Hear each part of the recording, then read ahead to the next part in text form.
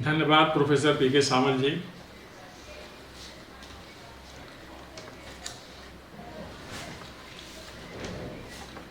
Department of linguistics and contrastive study of tribal languages, faculty of tribal studies द्वारा multilingualism in India, challenges of language acquisition and learning विषय पर आयोजित एक दिवसीय अंतर्राष्ट्रीय webinar में मुख्य वक्ता के रूप में हम सभी से डिजिटल प्लेटफॉर्म और संबद्ध प्रोफेसर पंचनन मोहंती जी, प्रोफेसर अजीत मोहंती जी, आप दोनों विद्वान आचार्य का मेरी ओर से स्वागत और विश्वविद्यालय में आने के लिए आमंत्रण। मुझे अच्छे प्रसन्नता है कि आप लोग आज विषय पर संवाद करेंगे और आप लोगों की वक्तृता से निश्चय ही विषय समृद्ध होगा।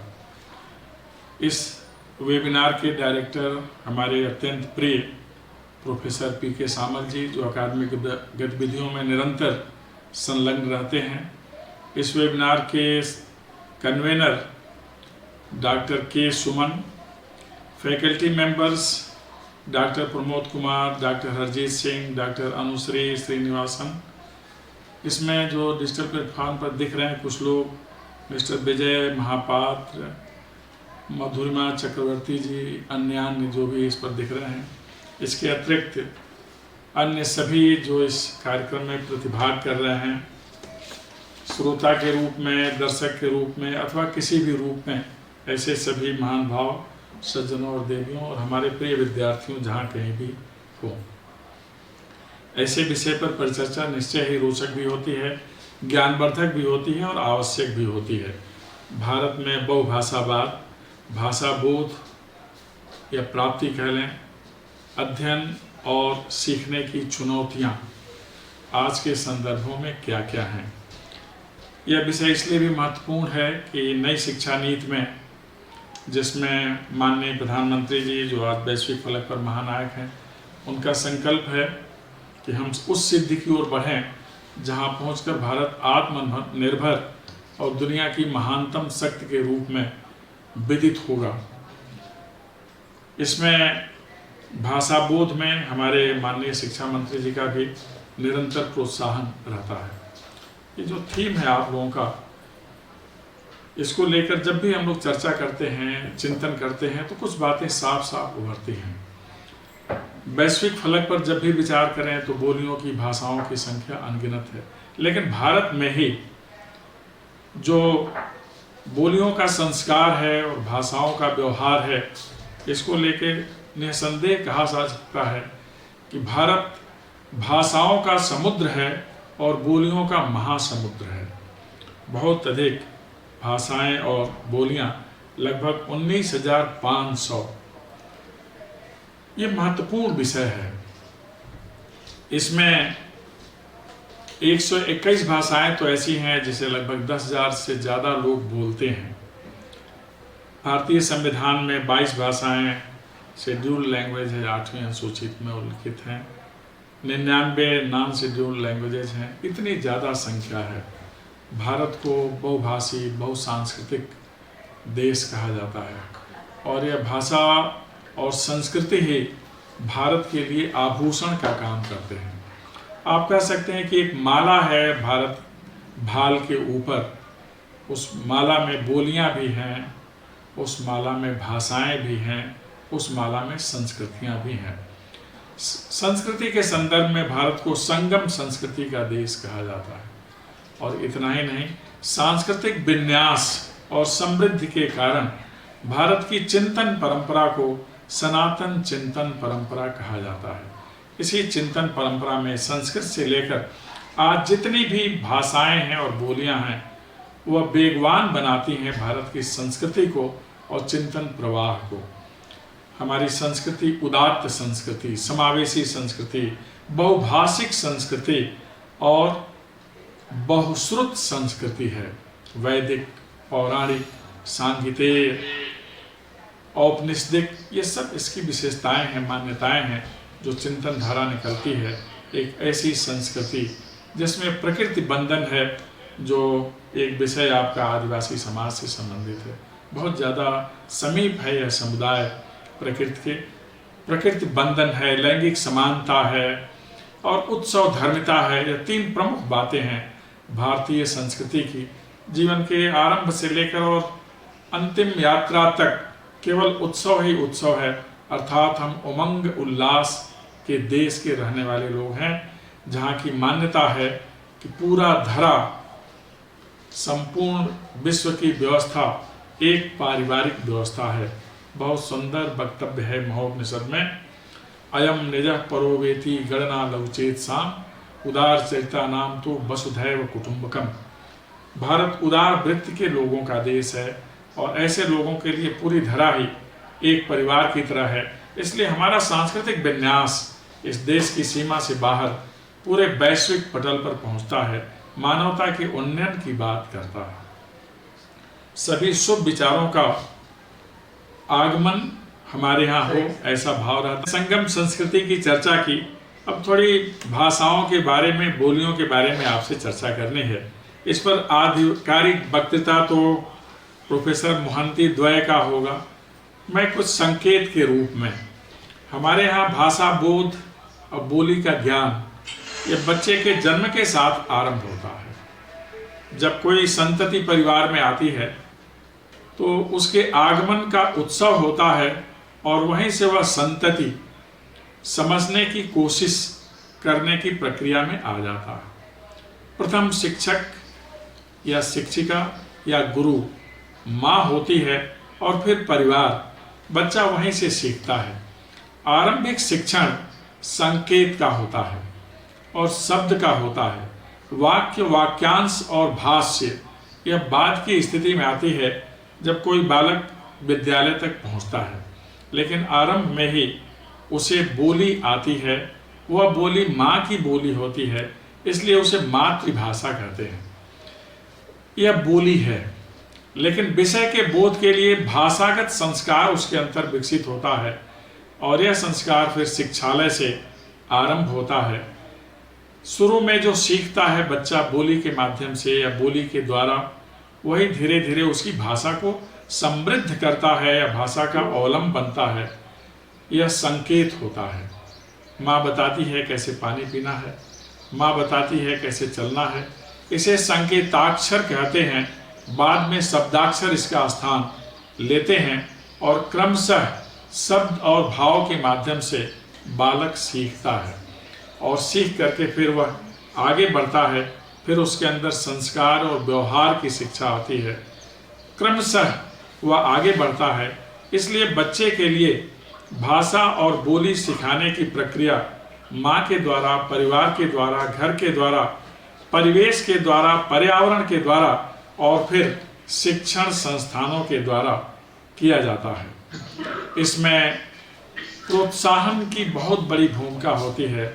माँ प्रोत्साहित करती है, कैसे चल सकता है बालक, दौड़ सकता है बालक, सीख सकता है बालक, सामान से, व्यक्ति से, वस्तु से परिचय कैसे हो सकता है बालक का। इसके लिए माँ प्रोत्साहित करती है, परिवार प्रोत्साहित करता है।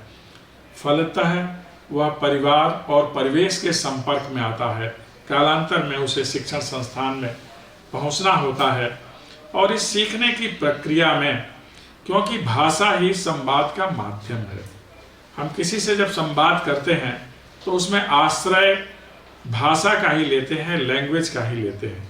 एक बहुत सहज सी बात है, हम किसी से अगर संवाद करें और एक बहुत गूढ़ भाषा में करें जिसे वह व्यक्ति समझता हो, तो हमारी बात उसके दिमाग तक तो जाएगी।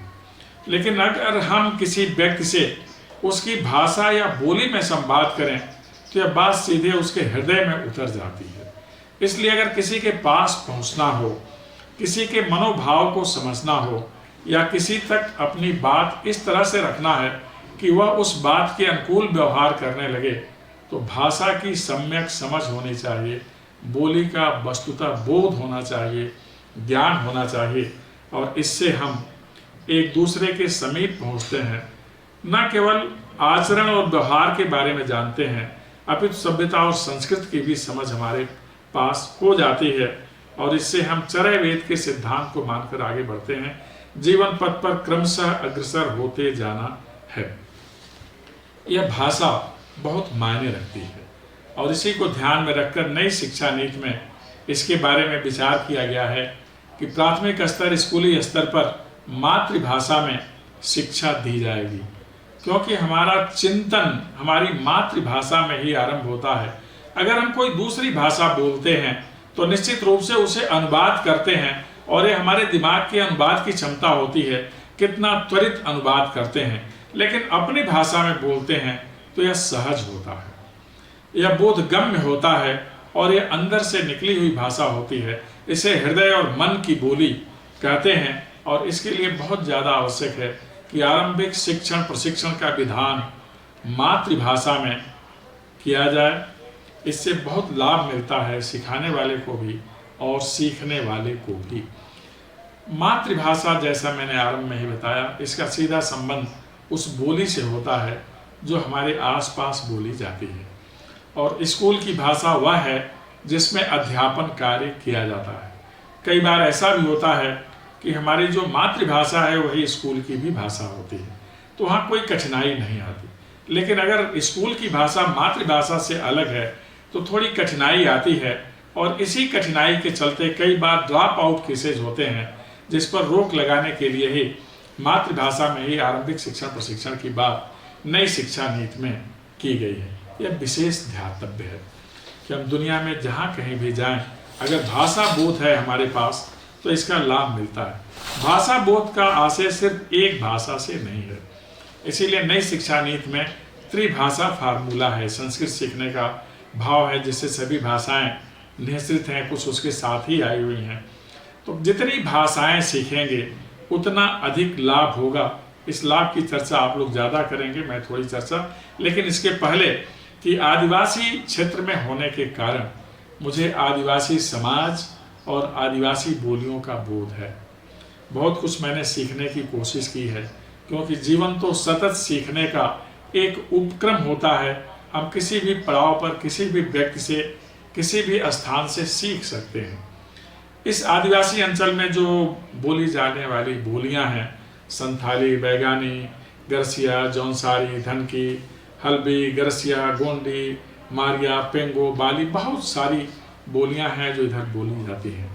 हर आदिवासी समुदाय के लिए गूढ़ भाषा है, हर आदिवासी समुदाय के लिए एक मान्य देवता है, और हर आदिवासी देवता किसी न किसी वृक्ष में निवास करता है। इसलिए प्रकृति बंधन इधर बहुत है।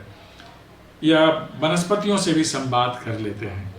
यह वनस्पतियों से संवाद, जीवों से संवाद हिंदुस्तान की भाषिक परंपरा की एक गूढ़ विद्या है, जो शायद अब जनजाति अंचल में ही रह गया है। इस पर भी हमें अध्ययन करने की ज़रूरत है, अनुसंधान करने की ज़रूरत है। मुझे बहुत खुशी है कि प्रोफेसर पीके सामल इस दिशा में बहुत ज़्यादा जागरूक भी हैं, सक्रिय भी हैं। मैंने बताया आपसे कि हमारे देश में लगभग 1635 जनजातीय बोलियां हैं, जिसमें लगभग 197 विलुप्त होने के कगार पर है। आरंभ में प्रोफेसर सामल जी कह रहे थे हम उसका संरक्षण करें। इसके लिए हमारे यहाँ विलुप्त भाषा केंद्र है, तो वहाँ भी हम इन बोलियों को कैसे संरक्षित करें, इनके भाषा शब्दों को लेकर कैसे प्रमुख भाषाओं को समृद्ध करें, इस पर काम हो रहा है। लेकिन इस भाषा बोध में बहुत सारी चुनौतियाँ हैं। एक तो इस देश के सभी लोगों की पहुँच अभी शिक्षण संस्थान तक नहीं है। उन्हें अपनी बोली तो आती है, लेकिन जिस भाषा में लेखन हो और लेखन के माध्यम से उनकी बात औरों के पास तक पहुंच सके, उस भाषा का पर्याप्त बोध नहीं है। इसलिए शिक्षण संस्थानों तक पहुंच एक चुनौती है, और नई शिक्षा नीति में इसके लिए विधान किया गया है। एक चुनौती है जिसके माध्यम से आजकल हम लोग संवाद कर रहे हैं, आप लोगों को मैं देख भी पा रहा हूँ, जिसे डिजिटल प्लेटफार्म कहते हैं। इस डिजिटल प्लेटफार्म तक पहुंच और इसका प्रयोग भी अभी सबको नहीं आता है। यह भी एक गंभीर चुनौती है। हम ब्लेंडेड मोड में अध्यापन का कार्य कर रहे हैं। आने वाले दिनों में यहाँ तक लोगों की पहुँच हो, इसके बारे में जानकारी हो, इसके लिए भी तेजी से प्रयास हो रहा। फिर भ्रमण की एक सुविधा जो नई शिक्षा नीति में है। हमारे विद्यार्थी इस देश के हर क्षेत्र में जाएं तो उन्हें वहाँ की भाषा, वहाँ की बोली, वहाँ की संस्कृति, वहाँ के आहार खान पान का विचार होगा। तो इससे राष्ट्रीय एकता में भी बहुत ज़्यादा लाभ मिलेगा। हमारी जो एकता अखंडता की प्रवृत्ति है और ज़्यादा मजबूत होगी। यह विचारणीय विषय है। ये चुनौतियां हैं, नई तकनीकी का समावेश और इसके लिए ऊर्जा की पहुंच हो सबके पास, ऊर्जा के पर्याप्त संसाधन और बिजली मिले, तभी आधुनिक तकनीक का हम पूरा प्रयोग कर सकेंगे। निश्चित रूप से अगर हम भाषा में विज्ञ हो जाएं, एक से अधिक भाषाएं हमें आने लगे, तो इसके बहुत ज़्यादा लाभ मिलते हैं। पहला तो वैयक्तिक लाभ, आप जहाँ जाएंगे आपकी भाषा आपकी पहचान होगी। अगर एक से अधिक भाषाएं आती हैं तो आप दुनिया में किसी से भी संवाद कर सकते हैं। कई क्षेत्र हैं जहाँ भाषा बोध का लाभ मिलता है। एक तो अनुवाद का क्षेत्र है जहाँ आपको विशेष लाभ मिल सकता है। फिर शिक्षा के क्षेत्र में जितने शिक्षा के संस्थान हैं वहाँ भी लाभ है, आपको आजीविका के साधन मिल सकते हैं।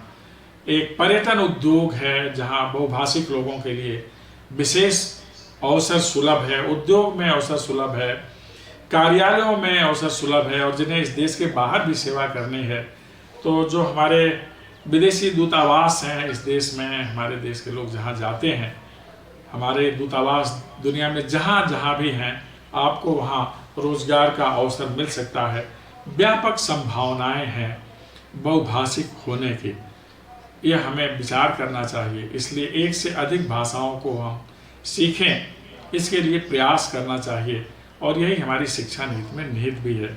विश्वविद्यालयों में, महाविद्यालयों में, शिक्षण संस्थानों में अब लैंग्वेज लैब भी बनाए जा रहे हैं। भाषा के केंद्र हैं, वहाँ हम शिक्षण प्रशिक्षण का कार्य कर सकते हैं, क्योंकि भाषा ही हमारी अभिव्यक्ति का सशक्त माध्यम है, और इसी अभिव्यक्ति से हमारी पहुंच सर्वत्र होती है, हमारी वैयक्तिक उन्नति होती है। जिस परिवेश में है, समाज में है, उसका अभ्युदय होता है, हमारे राष्ट्र का नाम ऊंचा होता है, और अंततः हम भाषा के माध्यम से, अभिव्यक्ति के माध्यम से हम पूरी मानवता का कल्याण करते हैं।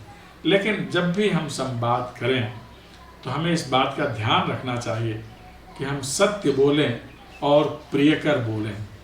किसी को कष्ट देने वाली वाणी का प्रयोग नहीं करना चाहिए। इसीलिए वाणी में मधुरता और गूढ़ता, ये दो निहित भाव हैं जिसका हमें निरंतर ध्यान रखना चाहिए। मुझे खुशी है कि इस गूढ़ विषय पर व्याख्यान हो रहा है, जिसका लाभ पत्रकारिता के क्षेत्र में भी मिलता है, लेखन के क्षेत्र में भी मिलता है। अच्छा भाषा बोध का व्यक्ति अच्छा साहित्यकार भी होता है, कलाकार भी होता है। तो जितनी दुनिया है ज्ञान और विज्ञान, कला और मंचन की, सर्वत्र भाषाविदों के लिए एक सम्मानप्रद स्थान है। निश्चित रूप से आज के वेबिनार से हर क्षेत्र में इसका लाभ मिलेगा। आइए हम सभी मिलकर ऐसा यत्न करें कि भाषा के माध्यम से हम अपने देश की पहचान और आगे तक ले जाएं, और इस देश को साहित्य की दुनिया में, ज्ञान की दुनिया में महानतम शक्ति बनाने में सफल हों। आप सभी ने ध्यानपूर्वक सुना, इसके लिए आप लोगों को बहुत बहुत धन्यवाद, और आप सभी के लिए ढेर सारी शुभकामनाएं। नमस्कार।